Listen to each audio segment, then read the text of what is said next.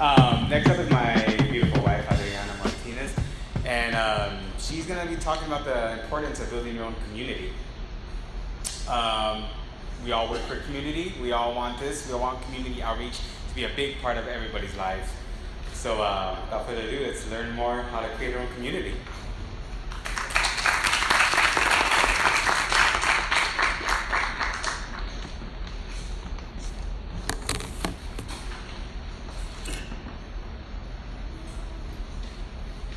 Hi, I'm Adriana.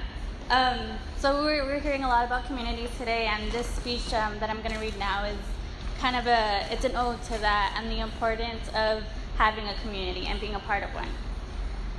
What would you do if you won the lottery? I'm sure we've all been asked that at some point in our lives, and although as a collective we can come up with almost an infinite amount of scenarios, at the heart of every answer is a dream. I first spoke my dream out loud when my P.I.C.O asked me that $1 million question. Or in today's case, $432 million. I want to buy a ranch with a lake, and I'd set up our family members with a house, and we can all be neighbors, have some sick block parties. Nobody would have to work except maybe on the farm, probably get some horses. That was my answer. That was my dream. Simply put, creating a community. But unfortunately for all of us, the chances of winning the lottery is only about 1 in 175 million. So the question I encountered now was how to still reach this dream without having access to the man's money. But was the $432 million question had now become priceless. But almost miraculously, when I changed the question, I suddenly found people who had the same dream as me. And when you get a group together working toward the same common goal, the dream becomes so much closer within everyone's grasp.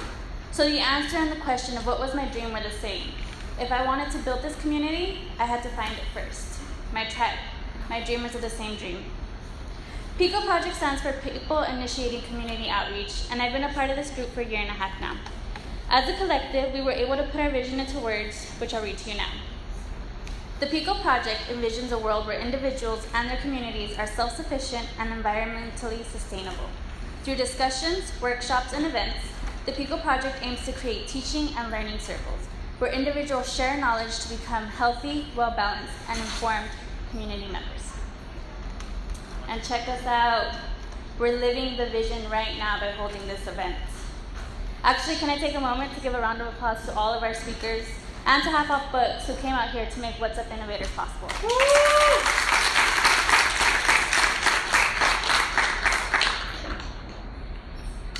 So back to that vision.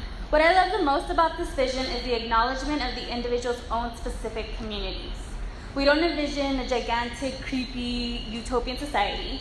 What we see is a network of different communities that can work and communicate with each other while being aware that we share this home called Earth, and that we must all do our part to take care of it.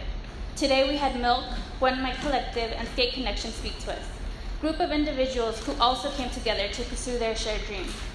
Whether you join PICO Project or any of these other wonderful groups, all I can hope is that you find your fellow same dreamers to create a personalized community.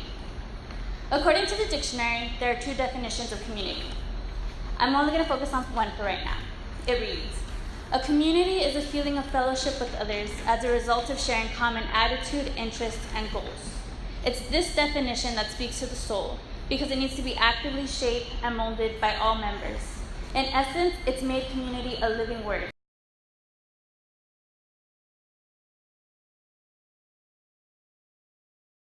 It's a constant effort, which is not always an easy feat, but one with immeasurable benefits. The first benefit of forming and being a part of a community is acquiring a sense of belonging.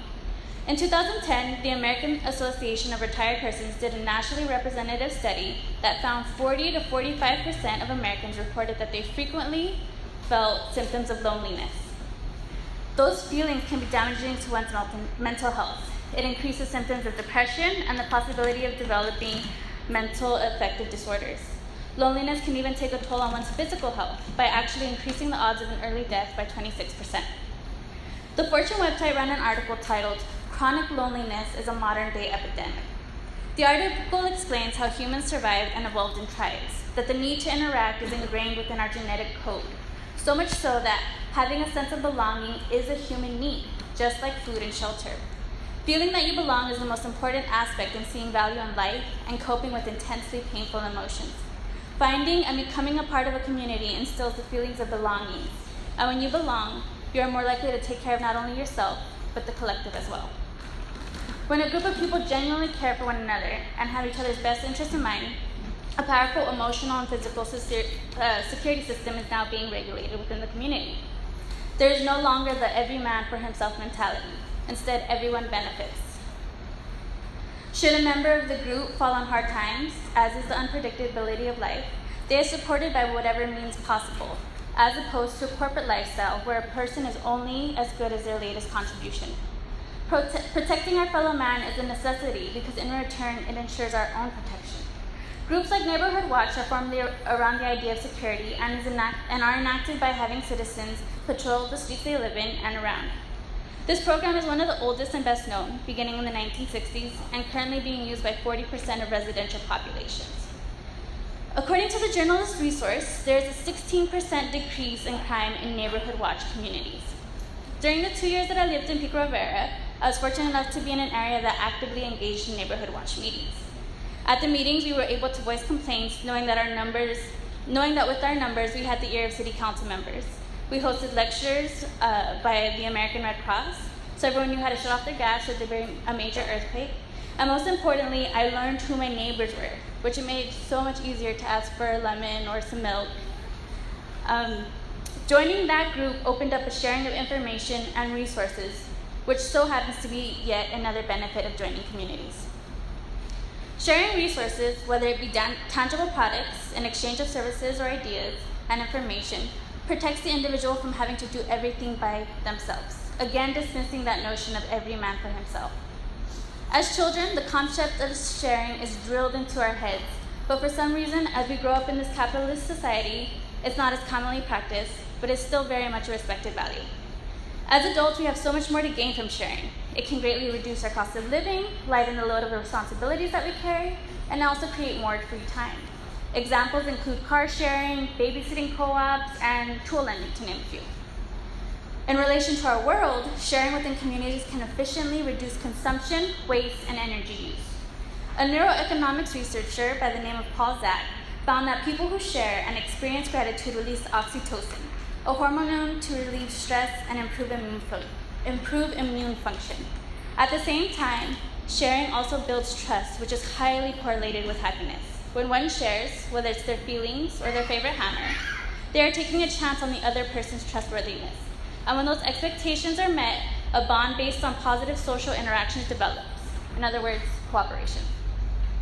Sharing and cooperation are natural aspects of human behavior, and the more we engage in them, the more we are congruent with our biological inheritance.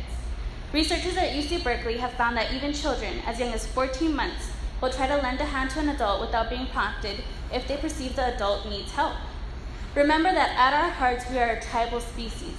Being in alignment with those ingrained values will always benefit the individual and the collective. On an individual level, it's beneficial because we are interested and skilled at different tasks, which makes our input valuable. As a group, those individual skills and personalities complement each other, which can lead to some amazing projects. Our cities, schools, and communities are built through cooperation, and it all began through a group of close-knit individuals of varying skills and personalities. When we become contributing members to our community, feelings of success, happiness, and overall fulfillment ensue. And living a fulfilled life is something that we should all be striving for. And it also so happens to be the last benefit of finding a community. One of the greatest benefits of engaging in a community setting is that it gives us the freedom to care for our lives, our wills, and offer both at the same time.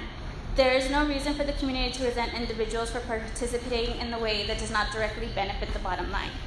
We can work together as business partners who share equally in the burden of maintaining the community economically. The needs of a community are numerous, and the avenues of occupations that could benefit a community are likewise numerous.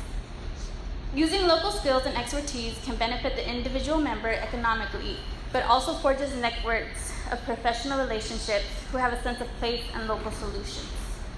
By working within a community, each individual's skills and abilities can be applied in a unique way, and no person needs to feel like a cog working that 8 to 5. It instills a drive in us to find that job or skill that we wholeheartedly want to do while still feeling useful. So those are the 5 ways of how being a part of a community is beneficial. It creates a sense of belonging, gives us security, allows us to share resources, creates the useful skills of cooperation, and leads to an overall sense of fulfillment. Earlier I mentioned that community had 2 definitions. The second is it's a group of people living in the same place or having common characteristics. That's community in a physical sense, and it's so much blander in comparison to that beautiful definition we had earlier that made community a living word. As many of you know, we're not always born into neighborhoods or homes that share the same streams as we do. We have to search for those people who come in the form of our family, friends, and lovers. So go out there and speak your dream, find your drive, find your tribe, form a community. I know I have, and I know that together we can build that ranch I envisioned when I was asked that $1 million question.